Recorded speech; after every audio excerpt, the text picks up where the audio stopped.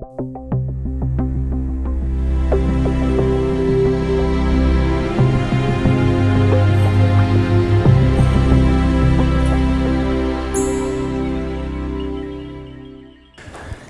bien, gracias por sus atenciones. Ahora vamos a seguir. Estamos hablando de la necesidad o de la prioridad de la Biblia. También les di un ejemplo de cómo uno debe prepararse para poder enseñar. Y quisiera terminar esa sección y ir con la siguiente. Pero aquí encima de página 42 hay un pasaje que me gusta muchísimo, pero antes de leer el pasaje de Eclesiastés, quisiera decirles que normalmente un pastor tomaría 3 días para preparar un sermón. El primer día pasa tiempo en todo este estudio, contexto de la carta, contexto de la Biblia, contexto de el genre o el tipo de literatura y cómo este libro en el Nuevo Testamento cumple lo que Dios enseñó en el Antiguo. Todo este tipo de cosas. Y también leer algunos comentarios. Hay muy buenos comentarios que hacen mucho de esta tarea. Entonces es como cheating, ¿verdad? Es como vía corta, porque hay eruditos que han hecho la gran parte de todo esto y hay muy buenos libros con respecto a este tipo de tema. Y el primer día el pastor pasa nada más compilando información. El segundo día empieza a organizar y tiene que preparar un bosquejo de texto, tiene que empezar a decidir cuál tema principal, porque no se puede predicar todo. Es error de pastor joven tratar de... Y por eso los jóvenes predican como 3-4 horas, porque es que no enfocan. Hay que enfocar, porque hay muchísimo en el texto y no se puede predicar todo lo que hay. Entonces, concentrar en la tesis principal o en alguna tesis. Organizar puntos que apoyan la tesis y también determinar las aplicaciones. Entonces, cada sermón debe de llegar a alguien en su vida cotidiana, ¿verdad? Entonces, buscar ilustraciones, metáforas y el tercer día escribir el sermón. Y David Morán normalmente pasaba siempre la madrugada, el domingo también, reescribiendo el sermón, poniendo los matices. Porque hay que tomar en cuenta ¿a quiénes? La audiencia. ¿Quiénes son? ¿Verdad? ¿Cuál es su cultura? ¿Cuáles son sus pecados? ¿Qué parte del Evangelio necesitan escuchar para ser animados?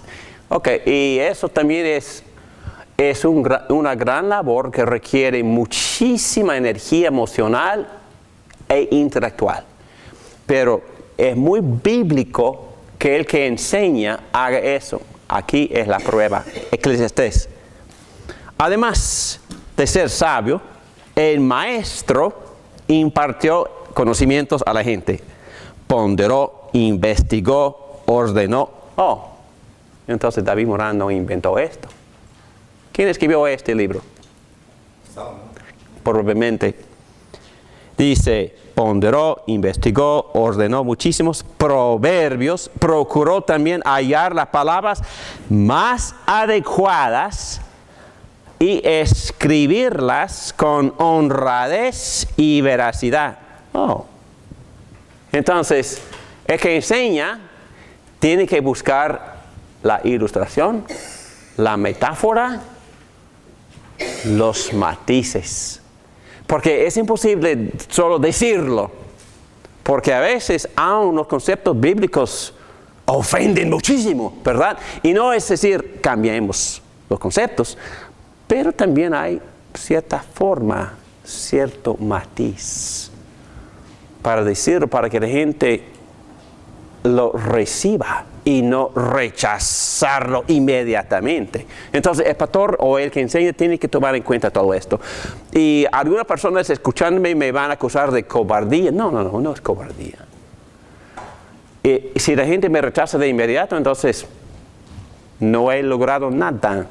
No, hay que tratar de decirlo a tal forma, convenciéndoles de que este concepto, esta costumbre bíblica, esta ley bíblica es una expresión del amor de Dios y si la obedeces, tu vida va a ir muchísimo mejor. Por favor, estoy diciéndoles por amor. ¿Ok? Entonces, matices. Las palabras de los sabios son como aguijones, como clavos bien puestos son sus colecciones de dichos. De dichos. Algunos de ustedes conocen a Mateo Duboc. Sirvió como misionero en Villavicencio por 6 años más o menos y robó al pastor su hija y vive aquí ella con él ahora como su esposa. Y fuimos allá y me encanté escuchar a Mateo enseñar a los colombianos allá en Villavicencio porque en serio había memorizado un libro de dichos colombianos. Y él estaba hablando de puros dichos y todo el mundo estaba riéndose porque Mateo había puesto en práctica esta enseñanza. Él buscó el proverbio adecuado, la palabra adecuada. Como clavos bien puestos son sus colecciones de dichos dados por un solo pastor. Además de ellas, hijo mío, ten presente que el hacer muchos libros es algo interminable y que el mucho leer causa fatiga. En fin de este asunto es que ya se ha escuchado todo. Teme pues a Dios y cumple sus mandamientos, porque esto es todo para el hombre, pues Dios juzgará toda obra, buena o mala, aún realizada en secreto. Qué fantástico es este texto. Cada pastor, cada quien que enseña debe de leer y meditar en este texto. 3 resultados deseados. Ok, ya vamos a la práctica. Cuando uno enseña, cuando uno predica, siempre hay un resultado deseado, ¿verdad? ¿Y qué es ese resultado deseado? Cuando uno predica, aún en esta noche, hay ciertos resultados que yo deseo que ustedes reciban. Entonces, siempre en una sola palabra, el resultado es, ¿qué es? Conocer a Cristo. Ok, conocer a Cristo es obviamente el gran panorama. Pero para que la persona conozca a Cristo y lo conozca bien, la persona tiene que arrepentirse. Sí, tiene que arrepentirse. Y escúchenme bien, porque yo sé que es una palabra bastante fuerte. No sé de ustedes, pero cuando el americano escucha esta palabra, arrepentirme, de inmediato empieza de algo sucio. De inmediato piensa de la inmoralidad. O de sexo, o una gran maldad. Pero no, la palabra en sí. ¿Qué significa la palabra arrepentirse? Viene de 2 palabras en griego. Eso es sumamente importante. Viene de la palabra meta, que significa después. Y viene de la palabra nous, que significa la mente. ¿Qué? Sí. Entonces, arrepentirse es tener un pensamiento y después tener otro. Arrepentirse, literalmente en griego, quiere decir cambiar la mente, cambiar de pensar. Y también tomando en cuenta lo que significaba en el Antiguo Testamento dar la vuelta. Arrepentirse, cambiar de pensar, dar la vuelta. Oh, dar la vuelta, sí. Estoy yendo a mi ídolo. Mi ídolo, lo material, mi posesión, el aplauso de la gente, lo que sea, educación, título, dinero, lo que sea. Bueno, el corazón es una fábrica de ídolos. Okay. Entonces todos tenemos un montón de ídolos. Arrepentirme es decir, tener otro pensar, otra perspectiva y dejar esta, dejar este ídolo, dar la vuelta e ir ¿a dónde? A Dios. Escúchame bien. Arrepentirse no significa dejar de pecar. No. Puede dejar de pecar. Puede dejar cualquier ídolo y de inmediato reemplazar con otro. No, arrepentirme quiere decir cambiar la perspectiva, cambiar la mentalidad, cambiar la actitud, cambiar la cosmovisión, cambiar de pensar. De alguna forma, mi satisfacción se encuentra en lo material, en la educación, en el título, en esta relación, lo que sea. Cambiar de pensar, pero tengo que ir a algún lugar. ¿A dónde voy? Oh, voy a dejar de confiar en el deporte y ahora voy a confiar en el placer sexual. Oh. No, es que cambiar de pensar, dar la vuelta y siempre ir ¿a dónde? A Dios. El arrepentimiento que no va a Dios no es arrepentimiento. ¿Me entienden? Porque hay que reemplazar este ídolo por el Dios verdadero. ¿Me entienden? Y siempre el resultado de la predicación debe de ser arrepentimiento. Y puede ser cambiar de actitud. Puede ser recibir un ánimo en el medio de mis desánimos. Puede ser recibir una confianza en medio de mis problemas económicos. Porque para poder recibir ese alivio hay que arrepentirse. Hay que dejar de pensar, oh, mi satisfacción se encuentra aquí. Mi gozo, mi esencia se encuentra en acumular o en balancear lo económico. No, es que si uno predica bien sobre la providencia de Dios, la perspectiva, la mentalidad, la actitud de la persona cambia. Oh, Dios me va a cuidar. ¿Dios? ¿Sí? ¿Te va a cuidar? ¿Cómo lo sabes? Él está en control de todas las cosas. Me ayudan a bien aún las cosas. Pero ¿cómo sabes que te va a cuidar?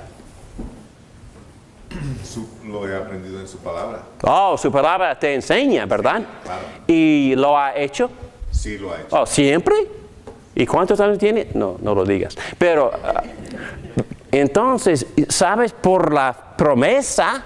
¿Sabes por el carácter de fidelidad de Dios? Y ¿sabes por experiencia? Oh, entonces a veces el problema surge cuando se nos olvida de la providencia. Oh, por favor, pastor, predica un sermón sobre la providencia de Dios. Oh, para que nosotros los más preocupados recibirán ánimo. Oh, ok. Entonces eso se llama también arrepentirse. Arrepentirse de buscar satisfacción en estas circunstancias e insistir en que Dios me dé un remedio de inmediato, si no, nunca voy a dormir en paz. No, hay que dejar de pensar así. Eso se llama arrepentimiento. Voy a dejar de pensar así y voy a confiarme en la providencia, en la provisión, en la promesa, en la fidelidad, en todo lo que he experimentado toda mi vida, en mi Dios. Entonces eso se llama también arrepentimiento. Entonces, literalmente hablando, vamos a ir a las palabras. Aquí dice, en general, el resultado deseado es el arrepentimiento y fe. Esto no quiere decir que la persona al oír el sermón tiene que asociar la palabra arrepentimiento con un pecado grotesco. Puede ser, pero puede ser también una actitud preocupante. Pero si entendemos las palabras fe y arrepentimiento, estos son los resultados que siempre el sermón debe producir, o desear producir. ¿Ok? Definiciones: arrepentimiento, cambiar de pensamiento, dejar la práctica idólatra, Confiar en lo material, confiar en esta relación, confiar en esta posición, confiar en este trabajo, confiar en este título, confiar en esta educación y dejar de confiar en eso para que reciba paz y satisfacción e ir a Dios verdadero que solo tiene paz y vida en abundancia. Muy bien. Fe es confiar en Dios verdadero y en su Hijo único. Y dejar de confiar en uno mismo o en un Dios ajeno. Entonces, arrepentirse y confiar en verdad es parte de la misma experiencia. Arrepentirme, dejar de pensar así, pensar en forma nueva, dar la vuelta, confiando, fe, en el objetivo de Jesucristo, en Dios verdadero y en su providencia. ¿Ok? Ejemplos. Bueno, Pablo habla de la necesidad de que los herejes también se arrepientan cuando Timoteo predica. También en Romanos, ustedes conocen este texto.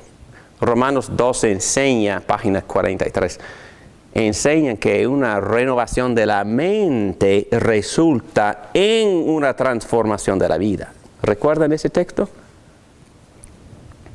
Entonces, la batalla se encuentra acá. Hay que pensar bíblicamente para poder arrepentirse y tener paz con Dios. David. Otros resultados, bueno, son miles, ¿verdad? Pero cada resultado es parte del arrepentimiento y fe. Número 1, paz, que resulta de la enseñanza acerca de la providencia y fidelidad de Dios. Que predica, pastor, por favor, sobre la providencia de Dios. Bienestar, consuelo, resulta cuando uno enseña acerca de la ternura y misericordia del Padre Celestial. Esperanza resulta cuando uno enseña acerca de las promesas y las garantías que Cristo ha demostrado. Y nuestra experiencia cuando Él se ha expresado su fidelidad con nosotros. Lavamiento de la conciencia, mucha gente va con conciencia sucia y tienen hambre para que el pastor predique sobre la cruz, sobre cómo Dios limpia la conciencia, cómo Dios nos lava con la sangre de Cristo. Y eso es importantísimo para que el creyente en Cristo quede con una conciencia tranquila. Pastor, por favor, que prediques muchísimo sobre la gracia, el amor incondicional y cómo Cristo ha tomado mi pecado y mi culpa para darme perdón y darme el cubrimiento de su justicia. Por favor, pastor, predica la gracia. Gozo, piedad, santidad. Hermanos, la santidad no resulta por predicar pura ley. Sí, hay que predicar la ley, pero siempre en el contexto de la gracia. La ley no produce nada. La ley mata. La ley es el modelo, la meta, el objetivo, la ilustración de la santidad y cómo amar. Pero la ley no produce santidad. La gracia produce santidad. ¿Cómo sé eso? Porque toda la Biblia lo enseña. Moisés, el que enseñaba más de la ley, enseñaba la gracia. Éxodo. El libro de Éxodo. ¿En qué capítulo se encuentran los 10 mandamientos, la ley? 20. Oh, entonces Moisés por 19 capítulos predica la gracia. ¿Y sabe lo que dice cuando empieza a tocar los 10 mandamientos? Se lo leo. En verdad Dios habla. Escucha bien. Yo soy tu Dios, pura gracia. Somos amigos. Estamos en relación íntima. Soy yo tu Dios, dice Dios. Yo te saqué de Egipto. ¿Qué? Sí. Yo te salvé. Gracias. Pura gracia. Yo te saqué de esclavitud. Yo te saqué del dominio de los dioses falsos de Egipto. Yo lo hice. Yo soy el Salvador. Escuchen acerca de mi gracia. Soy tu Dios. Yo te saqué de Egipto, donde eres esclavo. No tengas otros dioses ajenos. ¿Qué? Dios está convenciéndonos de su amor, su aceptación, su gracia, el poder de su redención. No tengas otros dioses. Primer mandamiento. No hay otro Dios. Yo soy Dios. No tengas dioses ajenos. ¿Entienden cómo la gracia resulta en obediencia a la ley? Hay que darle a la persona la razón por la cual obedecer la ley. Soy Dios. Soy tu redentor. Yo te saqué de esclavitud de tus pecados, dice Jesucristo en Juan 8. Y cuando uno conoce la verdad Te hace libre. te hace libre. ¿Libre de qué? Esclavitud. ¿Esclavitud de qué? Pecado. Dominio de pecado. Dioses ajenos. Tonterías que me demandan alianza y obediencia. No, me arrepiento porque ya escuché la gracia y ahora voy a Dios verdadero. ¿Qué cosa, no? El resultado de la predicación de la gracia es la obediencia a la ley y no al revés. La ley sin la gracia mata. La ley sin el Espíritu mata. La ley en sí me mata, me hace temer, me condena. Por favor. Pablo dijo, yo fui a la ley y morí. Y con razón, la ley mata. Pero la ley, cuando uno recibe gracia, empieza a resplandecer. Wow, es una foto de la gloria y la santidad de Dios. Y la gracia me motiva a entregarme ahora. Pero sin la gracia, pura rebeldía. Dame una ley y tú haces que crezca rebeldía en mi corazón.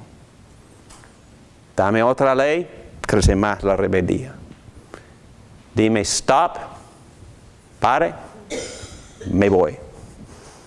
Si no te vayas, o que te vayas, David, me paro, me quedo. Entonces, la ley produce rebeldía. La gracia resulta en deseo de obedecer, lo que representa la gloria y la santidad de Dios, la ley. Muy bien. Ok, modos, página 44. Modos. Es que voy a dar una clase por completo sobre modos. Pero antes de hablar de modos, en la C arriba, me saqué este párrafo del libro de orden de la Iglesia Presbiteriana en América. Los ancianos deberían ser vigilantes y diligentes en la búsqueda de fruto de la palabra predicada entre los miembros de la Iglesia. Bueno, ustedes ya saben esto. Después de esta clase, y cuando tú y yo nos encontramos en conversación, ¿qué es lo que estoy buscando? Fruto. ¿Qué tipo de fruto? ¿Qué es lo que estoy buscando? Y Pedro también, que está buscando como buen anciano gobernante, él está buscando que Dios sí visitó al grupo y que hubo arrepentimiento, cambios de pensar, perspectivas nuevas, iluminación, esperanza, ánimo, convicción. Todos son cambios. Todas estas palabras describen arrepentimiento. Y si tomamos puro café y comemos pura galleta sin hablar de esas cosas, perdemos tiempo y perdemos la búsqueda de fruto. Yo conozco a un pastor que cuando él dejó de predicar y él sabía, mi esposo y yo a veces, perdónenos por hablar así, pero a veces cuando vamos a la iglesia buscamos con quién conversar después del sermón. El sermón que escuchamos el domingo pasado fue, en mi opinión, el mejor punto que nunca había escuchado. Quería hablar, ¡boom! El hombre estaba corriendo. Perdemos tiempo, es que queríamos compartir lo que habíamos aprendido y también averiguar si Dios había producido resultados en otro. Después del sermón, esto es lo que debemos estar haciendo, hermanos, buscando fruto. Si el pastor va a pasar entre 15 y 35 horas preparando el sermón, ojalá que resulte en algo. ¿No? Sí, entonces hay que orar mucho y con mucho tacto buscar el fruto. Aún después de esta clase, ¿qué aprendiste? ¿Qué cambio experimentaste? ¿Qué perspectiva fue cambiada? ¿Qué actitud, qué preocupación empezó a tranquilizarse? Este tipo de cosas son fruto de la palabra predicada. Muy bien. Y dejamos número 4 porque es mucho. Buenísimo. Es un tema favorito mío, ver la forma, como más de 20 diferentes verbos que expresan un énfasis en particular en la predicación del Evangelio. No solo regañar, no solo amar, pero hay muchísima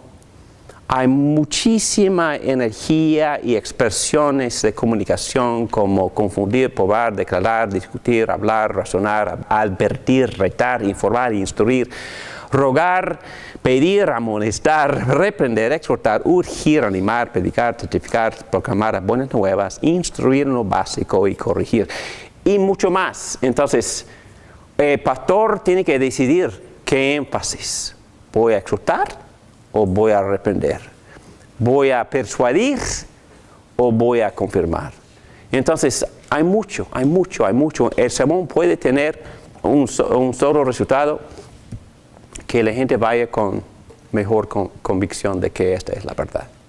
Solo eso. Pero eso también es arrepentimiento, porque llegaron con dudas y salen con confianza. Se arrepintieron por cambiar de pensar.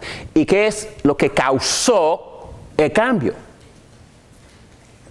El mensaje, la predicación, no del pastor, no, la predicación de la palabra que Dios ha usado por el Espíritu Santo para producir ese cambio de puro cambio de actitud, nada más. Son los mejores cambios.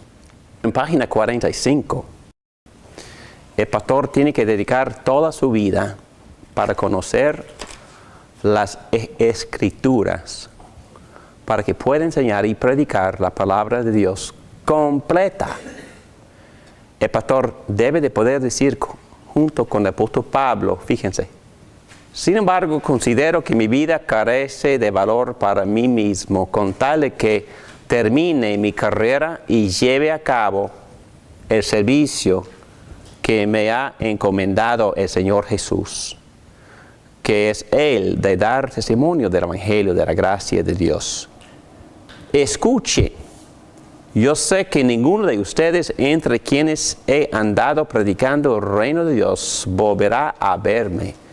Por tanto, hoy les declaro que soy inocente de la sangre de todos, porque sin vacilar les he proclamado todo el propósito de Dios. Pablo está a punto de dejar a los ancianos. ¿En qué ciudad? En Éfeso. ¿Y a cuál ciudad envió a Timoteo? Éfeso. Entonces Pablo está diciéndoles a los ancianos gobernantes, nunca nos volveremos a ver. Es la última vez que nos vamos a ver. Estaban llorando, estaban abrazando, estaban besándose, hombres, y orando. Y esta última frase, ¿qué dice Pablo? Por lo tanto, hoy les declaro que soy inocente de la sangre de todos, porque sin vacilar les he proclamado todo el propósito de Dios. ¿Qué está diciendo Pablo? Que él va a ir contento, tranquilo, con conciencia limpia. ¿Por qué? Porque hizo la tarea encomendada por Dios, predicar el Evangelio. No solo el Evangelio. ¿Qué dice? He proclamado, sí, el Evangelio, pero todo. Él predicó toda la Biblia, en otras palabras. Es que no eliminó ninguna parte, ningún texto difícil. No dejó de predicar sobre los temas difíciles. Había predicado sobre la ira de Dios. Había predicado sobre el infierno. Estoy seguro que sí. Había predicado sobre los homosexuales. Estoy seguro que sí. Había predicado sobre el adulterio y todas las implicaciones del Evangelio. Había predicado sobre los temas de Moisés en Génesis, Éxodo, Levítico, Números, de Deuteronomio. Me imagino que había predicado en esos libros y había enseñado los temas en esos libros por completo, enseñándoles cómo todo se consuma en Cristo Jesús, en el Nuevo Testamento. No dejó de predicar sobre la predestinación, no dejó de predicar sobre, bueno, la providencia de Dios y cómo Dios está en control de todo. No dejó de predicar cómo Dios usa las tragedias, tribulaciones, enfermedades y hasta la muerte de los amados para santificarnos a nosotros. Él había predicado todo el consejo de Dios. Y él sabe, Pablo reconocía, fíjense, que toda la Escritura es inspirada por Dios y útil. Toda la Escritura es inspirada por Dios y útil para enseñar, para reprender, para corregir y para instruir en la justicia, o es decir, en mi santificación, a fin de que el siervo de Dios esté enteramente capacitado para toda buena obra. Entonces, ¿cuál era la Biblia del apóstol Pablo? El Antiguo Testamento. Él está hablando de que él había predicado sobre Cristo desde el Antiguo Testamento. ¿Se puede predicar de Cristo desde el Antiguo Testamento? Vamos a buscar este texto en Lucas capítulo 24. Y ustedes conocen el contexto, ¿verdad? Jesús encontró a dos discípulos muy desanimados, frustrados, saliendo de Jerusalén, yendo a Emaús. Aquí no nos dice cuáles eran sus nombres, pero Jesús empezó a hablar con ellos. ¿Qué es lo que ha pasado?, le preguntó. Y ellos contestaron en versículo 19, lo de Jesús de Nazaret era un profeta poderoso en obras y en palabras delante de Dios y de todo el pueblo. Los jefes de los sacerdotes y nuestros gobernantes lo entregaron para ser condenado a muerte y lo crucificaron. Pero nosotros abrigábamos la esperanza de que era Él quien redimiría a Israel. Entonces, por eso el desánimo, porque se murió. Es más, ya hace 3 días que sucedió todo esto, también algunas mujeres en nuestro grupo nos dejaron asombrados. Esta mañana muy temprano fueron al sepulcro, pero no hallaron su cuerpo. Cuando volvieron, nos contaron que se les habían aparecido unos ángeles quienes les dijeron que Él está vivo. Algunos de nuestros compañeros fueron después al sepulcro y lo encontraron tal como habían dicho las mujeres, pero a Él no lo vieron. Entonces, ¿qué estaban expresándole a Jesús? ¿Qué están diciéndole? Sin reconocerlo, estaban diciéndole, todo eso pasó. Y nosotros pensamos que era el Mesías. Y lo crucificaron como habían crucificado a todos los Mesías. Y estaban tristes. Y estaban muy tristes, volviendo a su casa. Desamparados, desanimados, muy tristes, frustrados. Oh, habíamos gastado 3 años de nuestra vida pensando que era Él. No. ¿Y qué dijo Jesús? ¡Qué torpes! ¡Qué torpes! son ustedes, les dijo, y qué tardos de corazón para creer todo lo que ahí han dicho. ¿Quiénes? Los profetas. Entonces, ¿de qué está hablando Jesús? Del Antiguo Testamento. Antiguo Testamento. Si ustedes en verdad habían creído, los profetas del Antiguo Testamento me hubieran reconocer. ¡Qué cosa! ¡Qué acertación!, ¿verdad? Y aquí dice, siguiendo. ¿Acaso, Jesús hablando de sí mismo, acaso no tenía que sufrir de Cristo estas cosas antes de entrar en su gloria? Entonces, qué torpes. El mismo Antiguo Testamento enseña, dice Cristo, acerca de la cruz y de la resurrección. ¿Qué cosa? ¿En qué parte?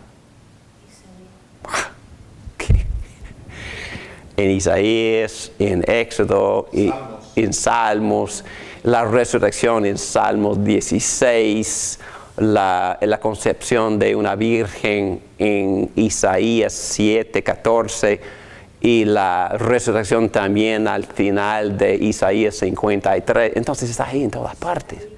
Entonces Jesús, comenzando por Moisés. Moisés, ¿cuáles libros escribió Moisés? Los primeros 5. Génesis, Éxodo, Levítico, Números de... Comenzando con Moisés, Jesús, llegando a los profetas, les explicó lo que se refería a ¿quién? Todas las escrituras. A Él en todas las Escrituras. ¡Wow!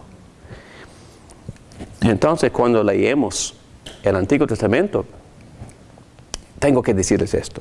Dame 5 minutos. Cuando leemos el Antiguo Testamento, por ejemplo, cuando leemos acerca de David y Goliat, ¿conocen la historia? David de muchacho mató a Goliat. Y cuando vas a la radio o vas al internet, ¿qué dicen acerca de ese encuentro con David con Goliat? Normalmente, ¿qué dicen? Si tú también tienes la misma fe que tiene David, tú puedes matar a los Goliat en tu vida. ¿Qué? Por favor.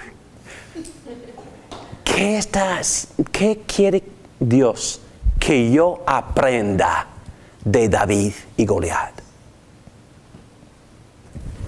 Antes de contestar, contexto bíblico. ¿Cómo trata la Biblia? ¿Cómo trata Jesús mismo en Mateo 22 a David? ¿Quién es David? ¿Quién es David? En términos del Evangelio, ¿quién es David? Es un tipo de... Y yo puedo decir eso con confianza, porque Cristo mismo en capítulo 22 de Mateo habló de Salmo 110, diciendo que el salmista David se refiere a Jesús como su hijo, pero también lo llama Señor o Dios. Entonces Jesús les preguntó a los discípulos o a los fariseos, ¿qué significa eso? ¿Cómo puede decir que es mi hijo y también es mi Dios? Fíjense,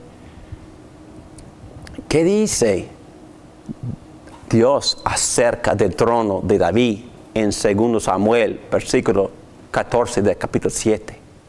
Que Dios va a establecer el trono del rey David para siempre. Y Mateo, introduciendo a Jesús en su evangelio, lo llama hijo de David. Volviendo a Goliat, ¿qué aprendo? Porque cuando David salió para matar a Goliat, él reclamó el nombre de Israel. ¿Cómo que puede blasfemar al nombre verdadero? Y luego, milagrosamente, sobrenaturalmente, Dios le dio a un muchacho débil la habilidad de con precisión lanzar una piedra que tocó el frente, el único lugar no cubierto por su casco, y matarlo. Milagrosamente. ¿Y qué representaba Goliat? ¿Quién es Goliat? ¿A quiénes representa? A los filisteos. ¿Y quiénes son? Los enemigos de Dios que Dios había prometido mucho antes en Génesis aplastar y borrar de la faz de la tierra por su maldad. Son los enemigos de Dios que están desafiando, blasfemando el mismo nombre de Dios. Entonces, ¿quién es David? ¿Quién es ese muchacho en ese cuento? ¿Quién es? Es Jesucristo. Literalmente no, proféticamente sí. ¿Qué aprendo de David matando a Goliat? Yo aprendo que soy débil. Yo aprendo que ante mis enemigos soy un don nadie. Ante los filisteos, ante los egipcios, ante los ídolos, ante los demonios, ante Satanás, ante el poder de mi propia naturaleza pecaminosa, soy débil, incapaz. Milagrosamente, el hijo de David tiene que venir, tiene que aplastar la cabeza de Satanás, como lo hizo, como fue profetizado en Génesis 3:15, y como se cumplió, según Pablo en Romanos 16:20, que nosotros también en Cristo ponemos los pies sobre la cabeza ¿de quién? De Satanás, para aplastarlo. No, lo que aprendemos de David y Goliat es la salvación de Jesucristo.